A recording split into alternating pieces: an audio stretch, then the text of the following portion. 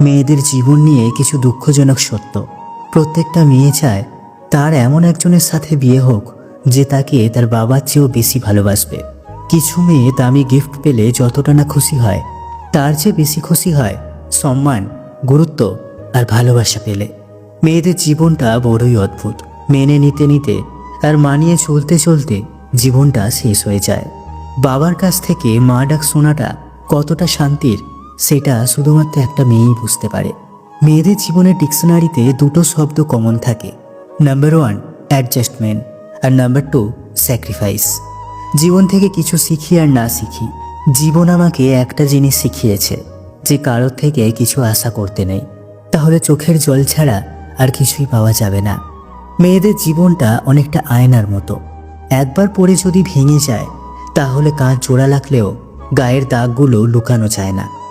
আমরা এমন এক সমাজে বাস করি যেখানে মেয়ের মা ফোন করে মেয়ের সাথে কথা বললে সবাই বলে কুবুদ্ধি দেয়, আর সেই একই কাজ ছেলের মা করলে ছেলেকে স্নেহ করা হয়। শ্বশুরবাড়ির সব লোক যেমনই হোক না কেন, আফসোস করো না। যদি স্বামী ভালো হয় তাহলে নিজেকে ভাগ্যবতী মনে করো, কারণ সব মেয়ের কপালে ভালো স্বামী জুটে না। মেয়ে মানে এমন এক অধ্যায় যা শুরু হয় একটা বাড়িতে আর শেষ হয় অন্য বাড়িতে। মেয়ের প্রশংসা তো সব মা করে, কিন্তু একটা বৌমার প্রশংসা করে কজন? সবাই বলে মেয়েদের নিজেদের কোনো বাড়ি হয় না। আসলে মেয়েকে ছাড়া কোনো বাড়ি সম্পূর্ণ হয় না। মেয়েদের জীবনটা কতটা কষ্টের তা বোঝা যায় তখন যখন বিয়ের পর বাবার বাড়িতে যাওয়ার জন্য শ্বশুরবাড়ির লোকের কাছে অনুমতি নিতে হয়। পৃথিবীর সবচেয়ে কঠিন চাকরি হলো গৃহবধূ হওয়া। 24 ঘন্টা ডিউটি, কোনো ছুটি নেই, আবার মাসে কোনো মাইনেও পাওয়া যায় না। রাগী মেয়েদের মধ্যে ছলনা থাকে না, থাকে শুধু অফুরন্ত ভালোবাসা। মেয়েরা আসলেই লোভী, কারণ তারা ভালোবাসার কাঙাল। মেয়েরা সত্যিই স্বার্থপর, কারণ তারা তাদের ভালোবাসা কারোর সাথে শেয়ার করতে চায় না। মেয়েরা সত্যিই মিথ্যেবাদী, কারণ তারা শত কষ্টের মাঝে থেকেও কাউকে কিছু বুঝতে দেয় না। মেয়েরা আসলেই অভিনেত্রী, কারণ তারা নিজেদের ভালোবাসাকে বলি দিয়ে শুধু পরিবারের কথা ভেবে সারা জীবন হাসি মুখে কাটিয়ে দেয়। তাই প্রত্যেকের কাছে অনুরোধ, প্রত্যেকটা মেয়েকে সম্মান করুন, শ্রদ্ধা করুন, ভালোবাসুন। নিজের স্ত্রীর সাথে অন্যায় করছেন না তো?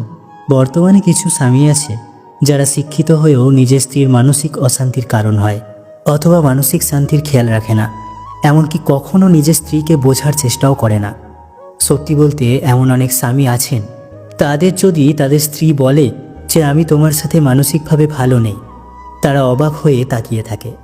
তখন স্বামীরা চিন্তা করে এবং স্ত্রীকে এটা বলে, আমি তো তোমার ভরণ পোষণের দায়িত্ব নিয়েছি, তাহলে কেন তুমি ভালো নেই?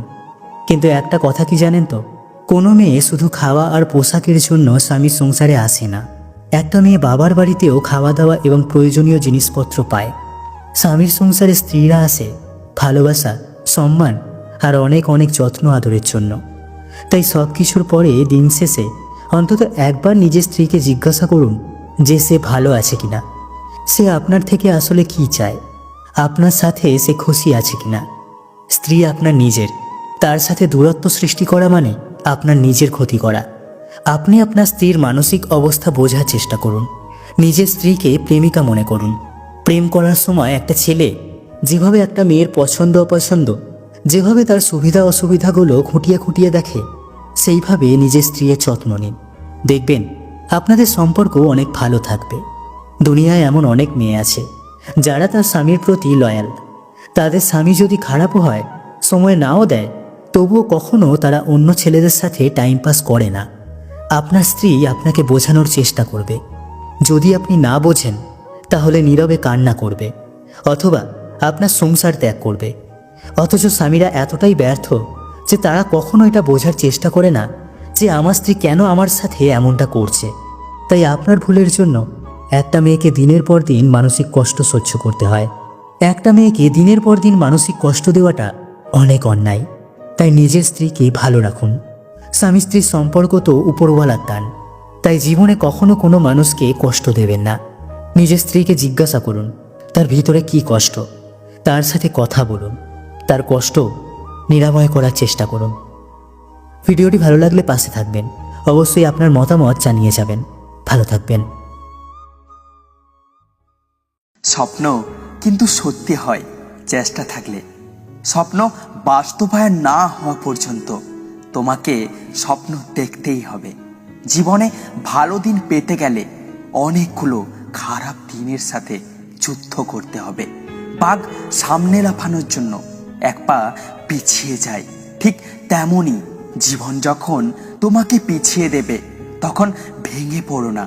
আসলে জীবন তোমাকে সামনে এগিয়ে যাওয়ার জন্য সুযোগ করে দেয়। সময়টা তাকিয়ে দাও যে সময়ের মূল্য বোঝে। সম্পর্কটা তার সাথেই রেখো যে তোমার গুরুত্ব বোঝে। যদি উড়তে না পারো তবে দৌড়াও, যদি দৌড়াতে না পারো তবে হাঁটো, যদি হাঁটতে না পারো তবে হামাগুড়ি দাও। যাই করো না কেন মনে রেখো সামনে তোমাকে এগিয়ে যেতেই হবে। স্বপ্ন নিয়ে পড়ে থেকো না, সঠিক পরিকল্পনা আর অক্লান্ত পরিশ্রম তোমার স্বপ্নে বাস্তবতা দেখাবে। বাইরে কোন মানুষ কি ভাবছে এই নিয়ে ভাবতে থাকলে তোমার ভিতরের মানুষটা বড় হবে না। যদি তুমি সমস্যাকে বড় করে দেখো তাহলে কখনো সমাধানের পথ খুঁজে পাবে না। কলম যতই দামি হোক, ভিতরের কালি না থাকলে যেমন তা মূল্যহীন, তেমনি মানুষ যতই শিক্ষিত হোক না কেন, মনুষ্যত্ব বোধ না থাকলে সে শিক্ষা মূল্যহীন। স্বপ্ন তাকে নিয়ে দেখো যে শুধু স্বপ্ন দেখায় না, বাস্তবায়নও করে। কিন্তু এমন কাউকে নিয়ে দেখো না যে স্বপ্ন দেখিয়ে নিজেই হারিয়ে যায়। বইয়ের পাতায় জ্ঞান থাকে, শিক্ষা নয়। শিক্ষা তো জীবনের পাতা থেকে নিতে হয়। যদি ক্ষণিকের সুখ চাও গান শুনে নাও, যদি একদিনের সুখ চাও পিকনিকে চলে যাও, যদি এক সপ্তাহের সুখ চাও তবে ভ্রমণে বেরিয়ে পড়ো, যদি সারা জীবনের সুখ চাও তাহলে নিজের কাজকে ভালোবাসো। তুমি যদি এখন থেকেই তোমার স্বপ্নগুলো সত্যি করার পেছনে ছুটে না চলো, একদিন তোমাকে কাজ করতে হবে অন্যের অধীনে, তাদের স্বপ্নগুলো সত্যি করার জন্য। স্বপ্ন সেটা নয় যেটা মানুষ ঘুমিয়ে দেখে, স্বপ্ন সেটাই যেটা পূরণের প্রত্যাশা মানুষকে ঘুমোতে দেয় না। অন্যের সাথে মানিয়ে চলার জন্য নিজেকে পরিবর্তন করো না, কেননা পৃথিবীতে একটু অদ্ভুত মানুষেরাই স্বপ্ন সত্যি করে, পরিবর্তন আনতে পারে। যদি ভিডিওটি ভালো লেগে থাকে একটি লাইক করুন, কমেন্ট করে জানান আপনার মতামত, অবশ্যই শেয়ার করতে ভুলবেন না।